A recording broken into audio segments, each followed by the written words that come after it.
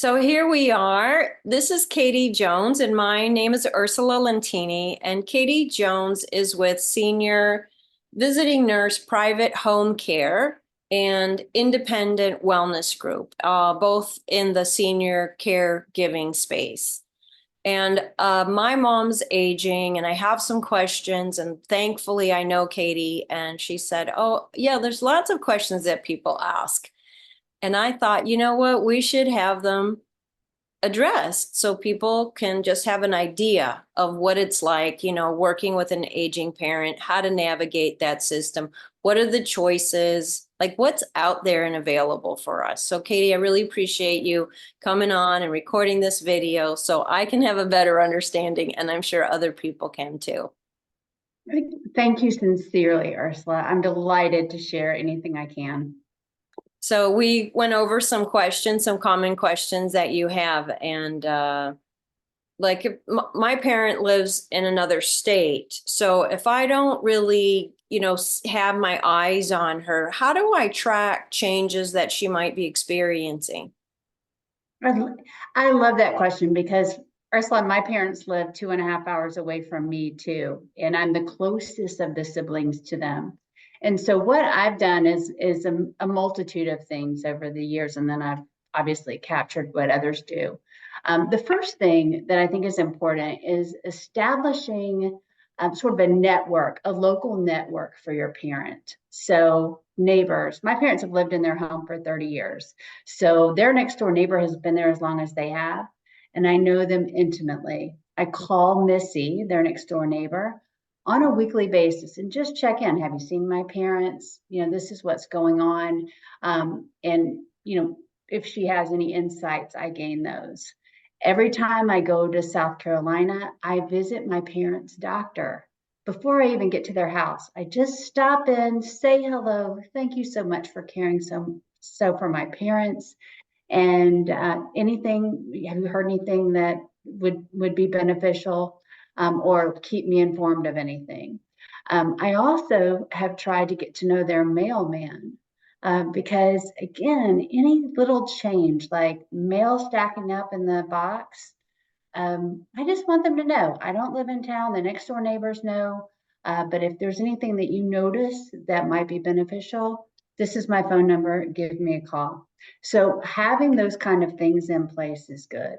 The other thing I suggest is daily phone calls. They don't have to be long. They can be just a quick little, hey, how's your day? But you hear a lot. In fact, Ursula, you know this probably better than anyone. When you can only use one sense, you really use that sense. So if I'm just listening, I'm going to pick up changes in their tone, all kind of things. But I'm also listening more intently to the words that they're choosing.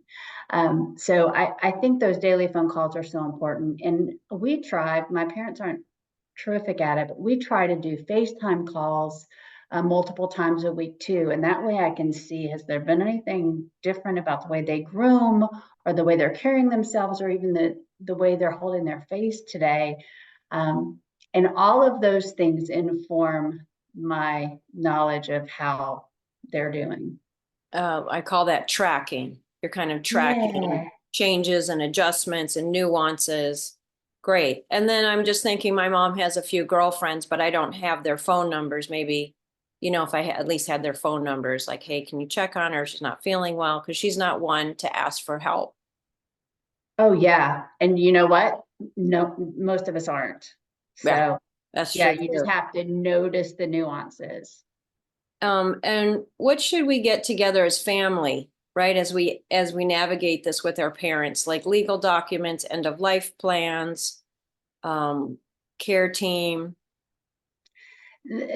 I think that's a real important thing, and the key to that is the family. What should we do as a family? Because what ends up happening so much of the time is one person will take it on, and so I'll find myself trying to do it all, and then maybe resentment builds up, or there's so many things I'm not good at that my brother's good at, or that my sister's good at. So it takes all of us working together. So the first thing you mentioned in that were the legal documents that we need. And there's some basic stuff. Obviously, everybody needs a will, and I don't care how old you are, you need a will. But we also all need to know where it is. So it doesn't matter if mom and dad have a will if none of us know.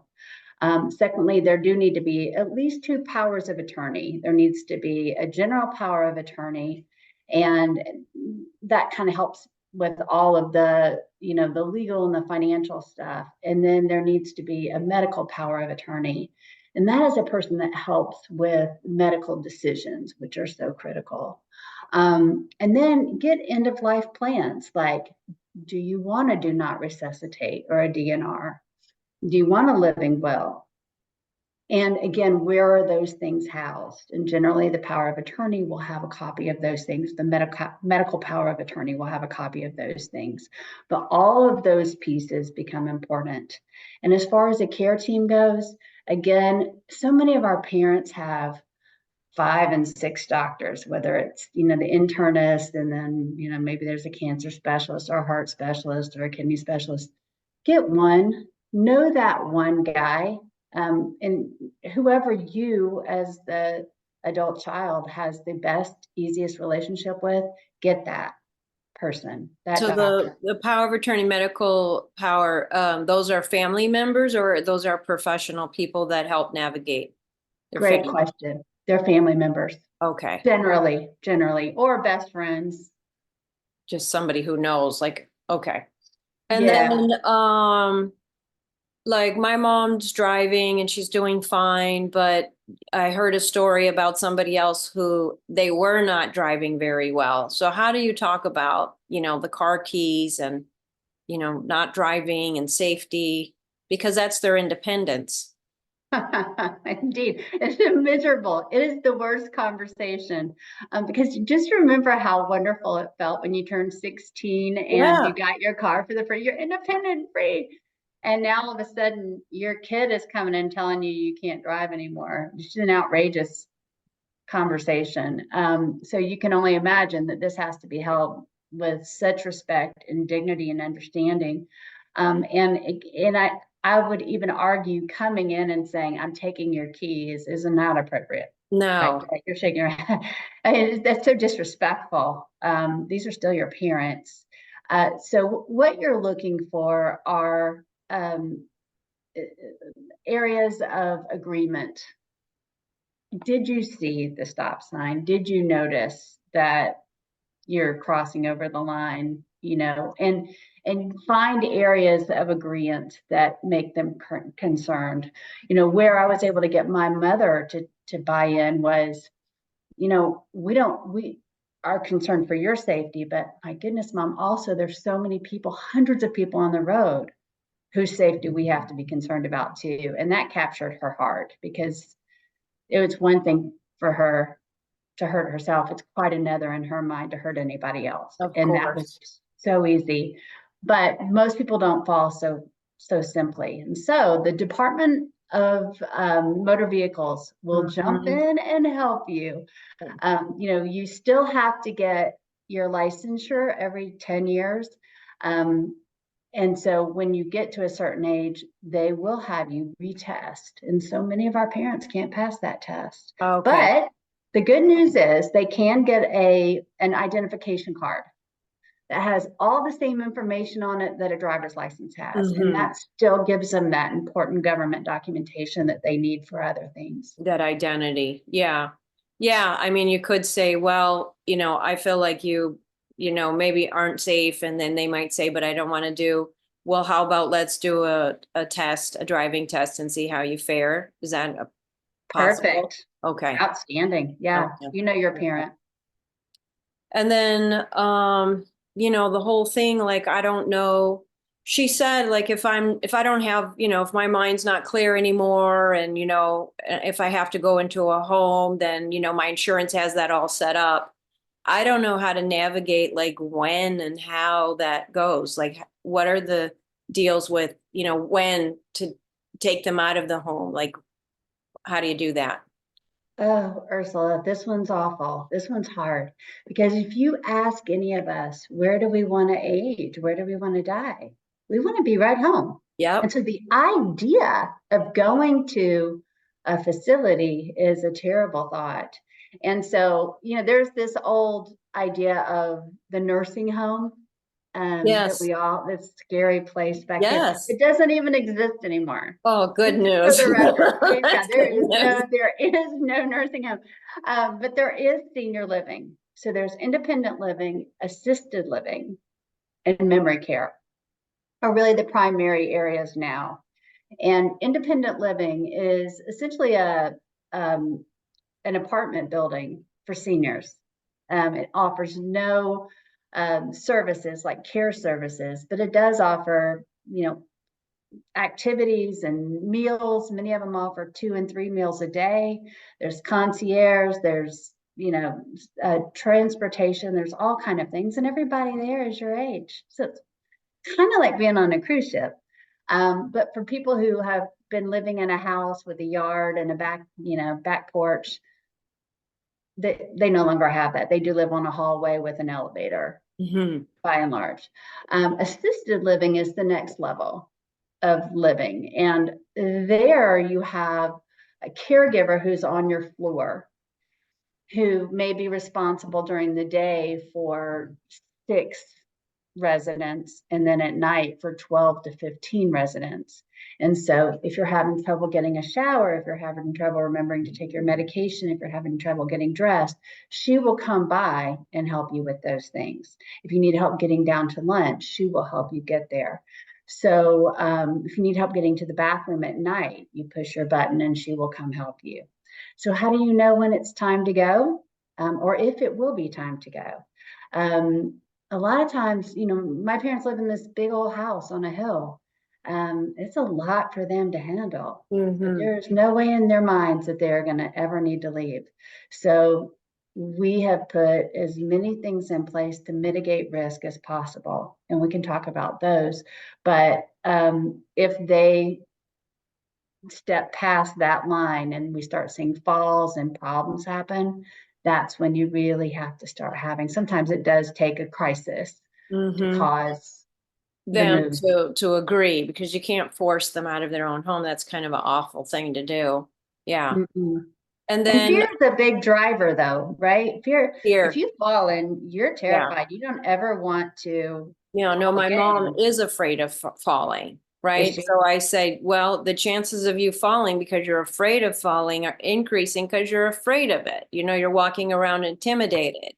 I Yeah, said, thinking so the about it. best thing you could do is regularly exercise so you feel stronger in your body, get that leg strength and be aware of her surroundings, right? Because when you're moving more, because I know it's easy to just sit and watch the TV all day long. Like that's easy. It's harder to say, come on, I need to go for a walk. I need to get some fresh air. I need to go to the gym. I need to, be around other people.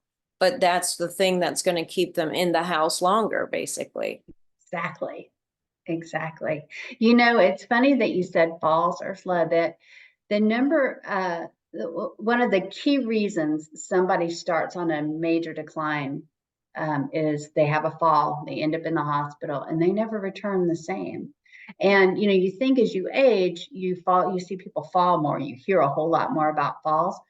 But interestingly, it's not because you get clumsier as you get older. It's just like what you just said. It is you lose core strength because you're not moving as much. Your legs aren't as strong, your core's not as strong. So I'm tripping all the time, but because I still have a stronger core, I can catch myself Hmm. where and my 80-year-old parents may not catch themselves as readily Hmm. because they aren't as strong anymore.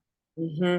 So then that like says it so clearly. If you exercise and keep your body strong, your chances of falling are less. Indeed.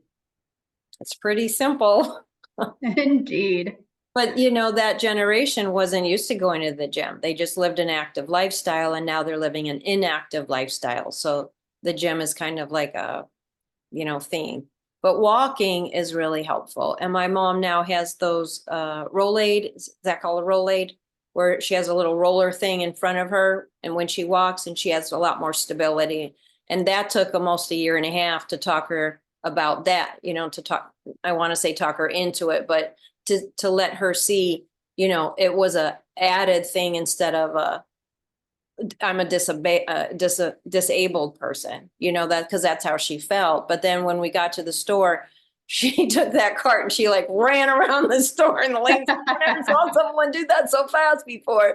And she was just joking around, right? But I said, do you see how you have more stability? And she's like, yeah, I have a lot more stability. So now she's taking it out when she goes for walks at the park. So that was a big thing that we feel more relieved, you know, that she's getting out there. Oh, that's outstanding. Yeah, rollators are brilliant. Does hers have the little seat on it? It That does. In you a can little open and you basket, she can could put put her stuff? stuff, her water bottle, Yeah, no, those are amazing. and her insurance paid for it. So she didn't even have to pay for it. Yep, they will. That is considered a piece of durable medical equipment, and Medicare will come in on that one. And then as they do want to stay home, is there services to have some helpers come over or do something? Like, is that available? Yeah, they are. So, you're here. I have 5 cats in the background and this big dog. So you're hearing all kind of magic going on at my house. So forgive that. Um, uh, so the services that can come into the home, there's a whole array of things that can come in. We all know just through COVID that the grocery will deliver groceries. They'll come right over and bring it. And we all perhaps experience at some point some sort of housekeeping service, which I love for our seniors, for housekeeping, of course, but even more importantly for linen changes and laundry, because so many of our parents have grocery store grocery stores, the washer and dryer on one level and the Oh, clothes that they use on another level. yes. And so trying to move the clothes down from the upstairs to the downstairs could Yep. be a challenge, right? Yep. Can't hold onto the wall with 2 arms. So I like somebody coming in to help with that. But then Medicare will cover things like home health care, which if there's been any sort of acute accident, like a fall that puts somebody in the hospital, or a stroke or a heart attack or something, where they could benefit from having care in the home, like physical therapy, occupational therapy, respiratory or speech therapy, nursing.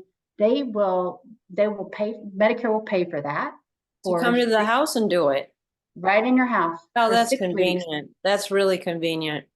Yep. And they will measure your progress. And as long as you're continuing to progress, they'll keep coming.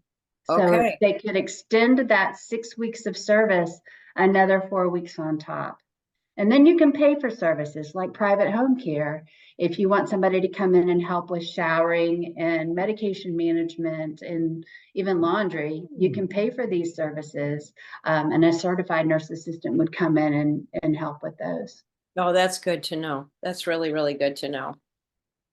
Um, so yeah, and if you say pay for it, but if they're not wealthy, Yeah. what happens there? Most of it, yeah.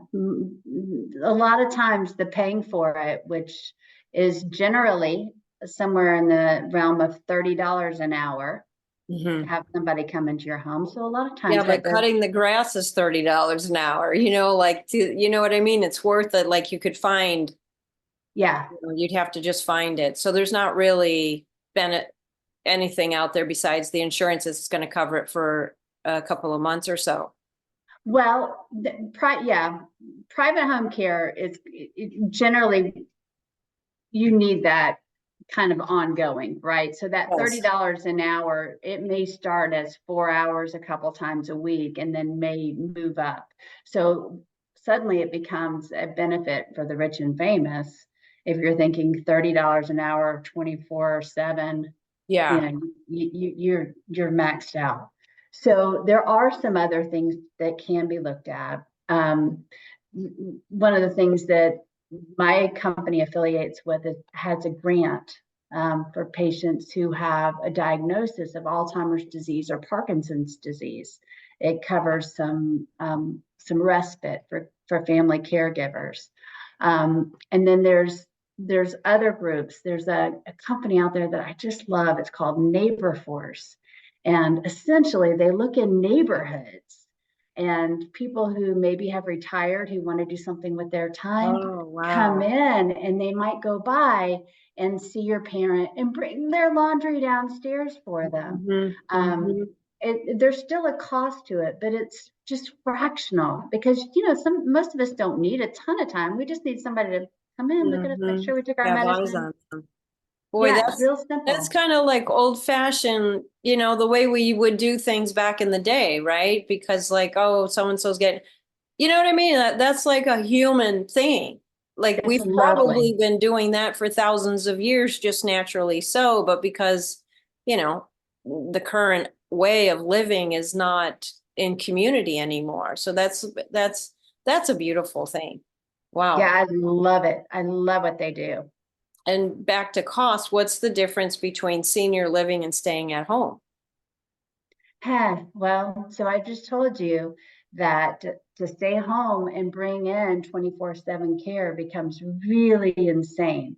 So Mm. you find ways to mitigate that cost between family members, and the only insurance that covers it is long-term care insurance, which most of our parents don't have. Most of us don't have it. Most of us haven't planned that kind of money. Okay. So then, yeah, if somebody needs to move, independent living per person, somewhere around $3,500 a month. The cool thing with that is it does include most of the meals, it does include most of the utilities. So you're kind of all in for that. Um, as you need to move along the spectrum, uh, assisted living, your entrance price is somewhere around 4,500.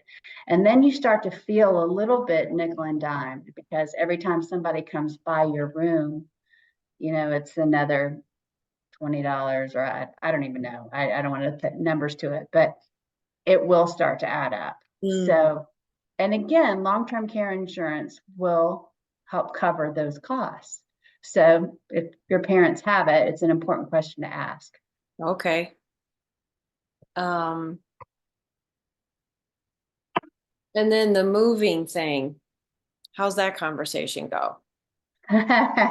Generally, it's a big no, unless, again, like we were talking about, with your mom, there's fear, right? So if she's afraid she's going to fall and she doesn't feel like her home is safe, then it becomes a lot easier. But right now, my parents, and I'm in this business and I talk to parents all day long, every single day, families all day long, every day. I cannot convince my parents that their house is too big and that it's too high on a hill. So everything that we've done for my parents is to try to prevent the catastrophe. Them both knowing my mom has Alzheimer's, but my dad knowing full well that the catastrophe could happen Uh-huh. and likely will. So he would rather that happen than move ahead of time. Yeah. Yeah. These are hard decisions for the seniors, right? For the parents. Like they have a lot of time on their hands at this point in their life. So they ruminate and they think about these things a lot. Oh, indeed. And the thing is, I fought and fought and fought my parents, particularly my dad now, on, we need to get all of this in place. Have to do it, Dad, have to do it. For the love of your kids, at least, let's do it. And finally, I stepped back and thought, my God, okay, he knows. He's a very smart man. He knows. And this is where he wants to be. And I just have to respect him, meet him where he is. He knows where I am. I know where he is. He knows where my brother and sister are and all of this. And now we just have to love them through it. And if we can't get there, if something happens right away, he knows that too. Yeah. But the conversations have been had and we've all heard each other. And now the best thing I can do as his daughter is love and respect their decision. Wow. That's super important. It's taken a real long time. Because I think that I can, see there's a lot of fighting if the child, adult child doesn't really catch on, like, okay, it's up to them, it's their life, it's their decision. I could see where it's a lot of stress and fighting and you have to, and just like the teenager phase, right? The parents like, you have to do it. And then, no, I'm not going to do it. I think, as we, we're like the bell curve, right? We're kids and this and that. And then you go through this whole adult thing. And then when we're elderly again, it's very similar to childlike behavior. They also think a lot about their childhood and the things that happened and people that said, certain things and the way they were treated. Because they have all that time on the hands and they're not doing all this life stuff and raising families and, slaving away at work. They have time to really visit like who they were and what meaningful things have happened in their life. So I could see why they would act like a kid too around like, no, I'm not doing that. I love that. And the distinction, and I have to remind myself of this a lot, but I feel like I say this almost daily. The distinction is when you're a parent to a child, you still have some dominion there, right? You still can say, this is what the expectations are. This is the time you need to be home. This is the things you need to do. To your parents, you really can't ground them, can you? Yeah, and telling them, I don't have the right. I can tell them how I feel. I can tell them what I wish, but to tell them that they must, I really don't have that right. That's nice. That's good to hear. We have to keep that distinction, just out of love and respect. Respect, for sure, for sure, for sure. So what's the difference between independent living and assisted living? That's one we've talked about. So independent is nobody's there. Assisted living is someone's on the floor and that's available to them. That's right. So Medicare, Advantage, supplemental, Medicaid. What's all that stuff? It's gross. It's so much. I'll give you a general overview. And then I'm going to give you counsel to find somebody a lot wiser in this area than me. But I do think it's really important that we understand, because people will mix up Medicare and Medicaid all the time. And then we throw words around like Advantage or my parent has the Cadillac Medicare, and we don't really know what we're talking about. So just to give you a basis, Medicaid and Medicare are two government essentially insurances, government sponsored insurances. Medicaid is for the folks who are lower income. So really women and children primarily. And then, folks who have very low income could qualify for Medicaid. So the end word is aid. So you can see like they need aid. Okay. Perfect. Yes, that's exactly. Very well said. Yes. Yeah. Medicare is for 65 and older, primarily 65 and older. You file for it anytime from 2 months before your 65th birthday and thereon. And Medicare, the original form of Medicare, has two parts, Part A and Part B. Now, Part A covers all things hospitalization, and Part B covers all things medical. And despite the fact that you've been paying into Medicare your whole working life, there still is cost that accompanies these.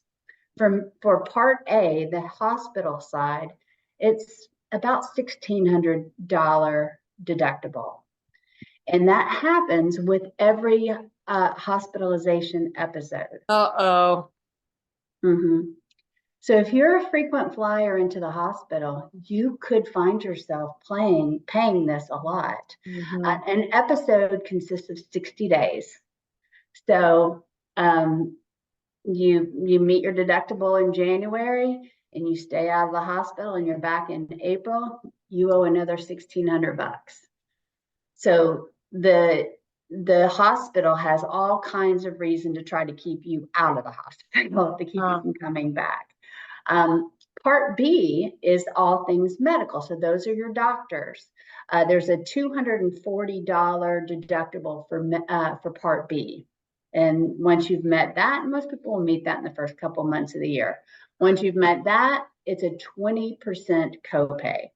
So every time you go to the doctor, you That pay still can get 20%. expensive though. Oh, For God, it the, adds up fast. It's a yeah, ton. yeah. It's a ton. And that doesn't include your drugs, right? Oh, that's not So, prescription. Okay. yeah. So your drugs are Part D. So that I've done A and B. Part D is a paid for prescription drug plan. You have to pay for it. The average cost of that is $32 average. And then you hear about Medicare Advantage and Medicare supplements. So I'll speak to these real quick. They are both offered by private companies. Medicare Advantage is more popular. It takes the place of the original A and B. So it will do all the things that A and B does and potentially even add some additional services like dental insurance or eye insurance, which incidentally A and B don't have. So potentially it could do that. And the cost for it is about $13 a month. And again, that's private insurances like Blue Cross Blue Shield or Cigna Okay. or Humana. Okay. And then finally, supplement.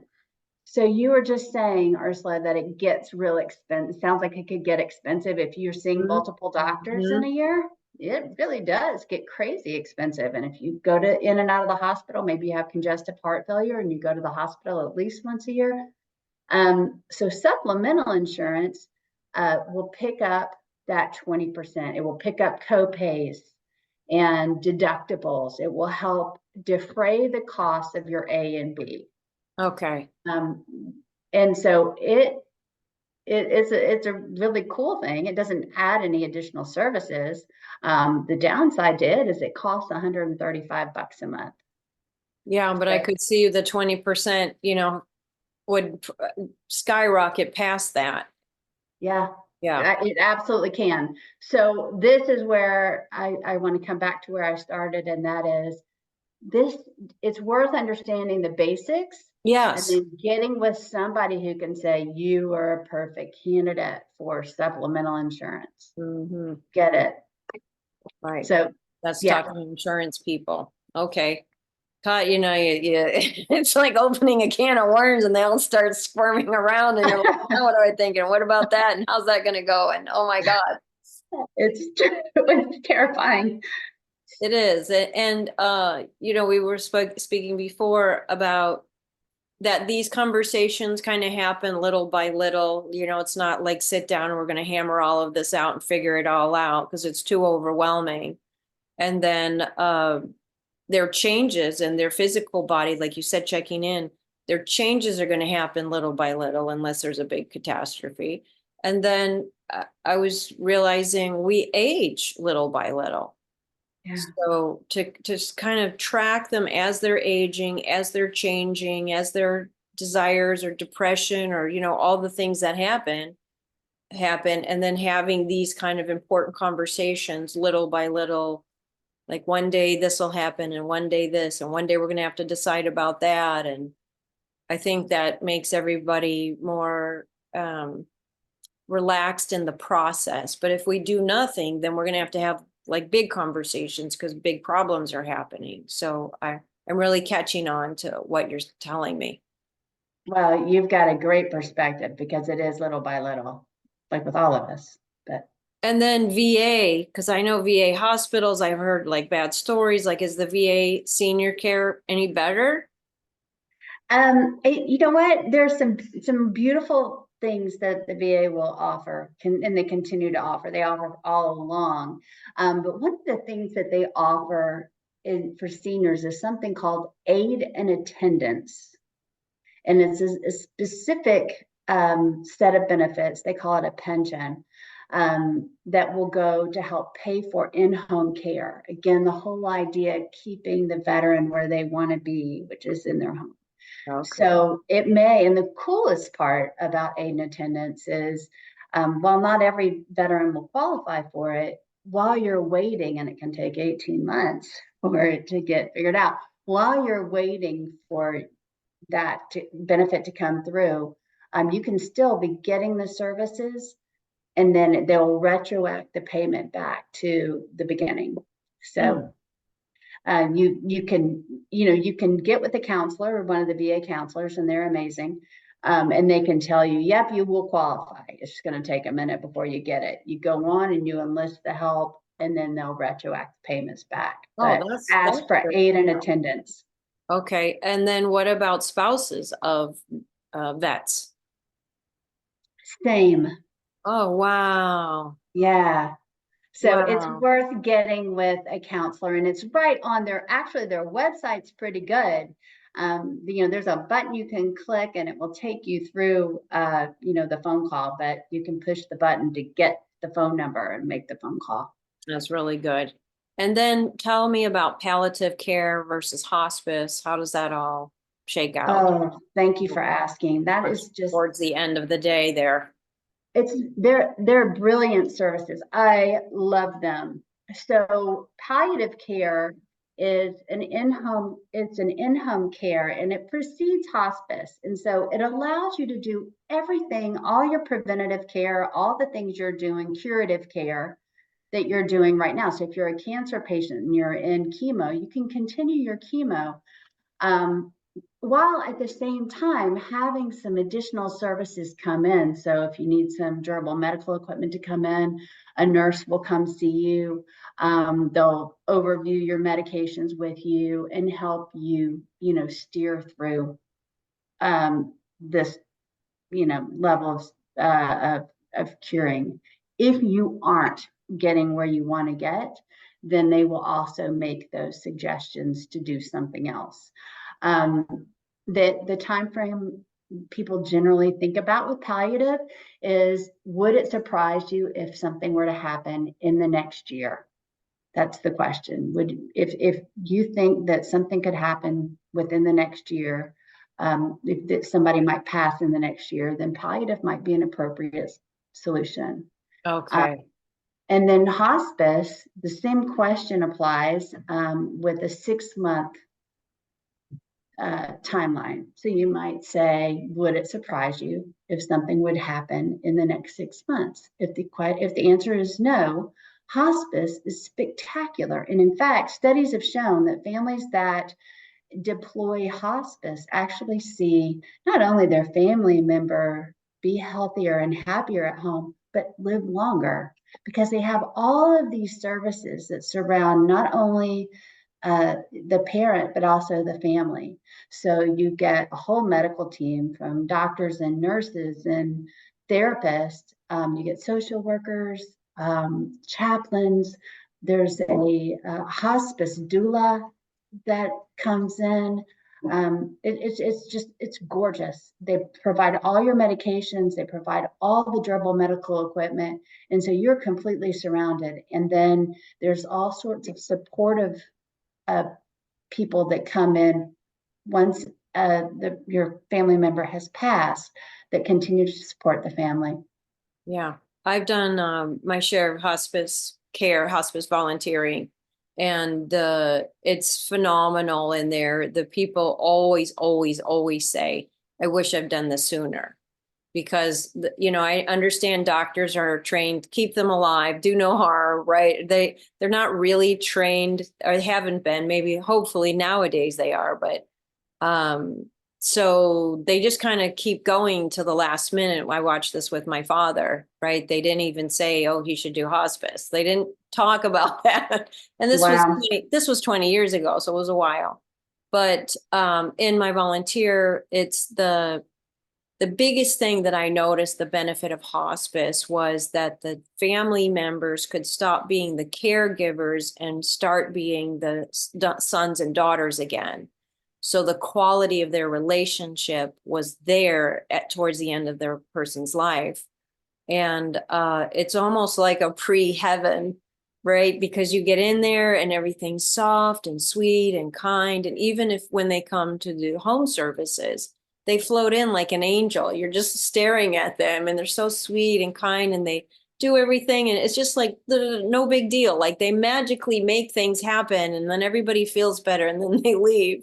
And at hospice facilities, there's a harmony and a peace, and you walk down the hallway and you can see there's like a sacred honoring of this end of life process here. And then the bereavement classes. So even if people, aren't using hospice, you can go online and find bereavement counseling. And that's really, really, really important. People think like, oh, well, they're gone, no, there's so much to process after somebody leaves. And the biggest problem with death when somebody is dying is regret. It's not, the pain, it's not what's it going to be like, when I get on the other side? Are they going to be mean to me? Am I going to get sent to hell? It's none of those worries. It's the regret. So they really, really suffer with regret. So for me, what I learned about serving at hospice is to make sure that me and my family don't have regrets, because it's horrible. It's really horrible.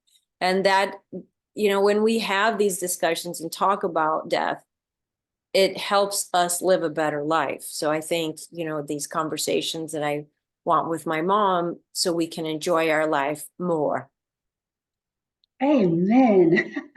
And that's exactly right. I'm so glad you said that. You're so right. And then last question, what are some resources that we should know about? There's so many. And I will start with that. To me, the greatest resource in the world is somebody like you, somebody who's experienced this, who you've done this with your father already. You're going through this with your mother. You're a mentor, right? Of somebody who's already experienced this, and then having worked inside of hospice, you've got to seek out those people who have gone ahead of you and seen the things that have worked for them. So that to me is the most important. And then the hospital, there's always the person there, and generally it's the discharge planner. She is connected to the whole outside world. I always tell folks, if they have a family member go to the hospital, the greatest thing you get out of it is that discharge planner. Spend time getting to know her and keep her phone number and reach back to her. Who should I call for this? What should I do about that? Do you have an idea for this? Get everything from her. She's got them. And similarly with any social worker, if you get home health in your home, if you get palliative or hospice in your home, the social worker that comes through, she's the center of the universe. She is going to know. So that's a fantastic, again, free resource. The Area Agency on Aging, the AAA is what that's called. Every city has one. Reach out. They know all the resources, things like transportation and Meals on Wheels. All of that is available. They also can connect you if you're looking for like an electric wheelchair. They can connect you to the services that are available there. Um, Are and you then saying, are you saying AAA, like roadside service AAA? No. uh, area Agency on Aging. Okay. It Okay. is Special. that Okay. triple agency? Is that Okay. AAA? Area Agency on Aging. Okay. And then another one I love is Silver Sneakers. You were talking earlier, Ursula, about the gym and your mom. Silver Sneakers is at a number of gyms. I know LA Fitness is one, and they have programs for seniors. But again, it's just a great connector. And finally, I will always bring up the church because they're trying so hard to reach out into the community and to keep seniors engaged. And so they have a lot of programs, but they'll know of a lot of programs to reach people who aren't getting out and coming to the community things, but they go in. So there's somebody pick a church, any church on the corner, and walk in and ask who is taking care of senior care. Awesome. And then can they reach out to you? Oh, I wish they would. I love it. I started these companies 12 years ago, and it has just actually become missional for me. I love it every single day, the opportunity to take care of seniors, which are my passion. But frankly, what got me into it was being one of those people who was stuck in the middle between little kids and aging parents. So if you are in the same boat, we can help each other navigate because I still have both. But I wish you would reach out to me. I'd be honored. Thank you. And then how can people reach you? So you know what? I don't know if this will work or not, Ursula, but I have a Yeah, QR because code. okay, yeah, bring it closer. Yes, and just hold it there. Holding. holding. Holding. That should work. Good. Okay, That's a I'll great do the idea. front too, just in case. Okay, they could take a screenshot. So hold on a second. They have to get their phone. Oh my gosh, hold on, hold on. They could stop the video too, but great. Absolutely. There you go. Perfect. That was All right. super. I really, really appreciate it. I feel so much better. I feel like, okay, I can navigate this and it's not that hard or difficult. There's a lot of things to consider, but just by talking to you, I feel like I'm being more proactive, and then I could settle in here and then, take the next steps in the next conversation. So I appreciate you so much for doing this with me. Thank you. How thoughtful of you to do this. Thank you so much for inviting me. Thanks. Bye. Bye.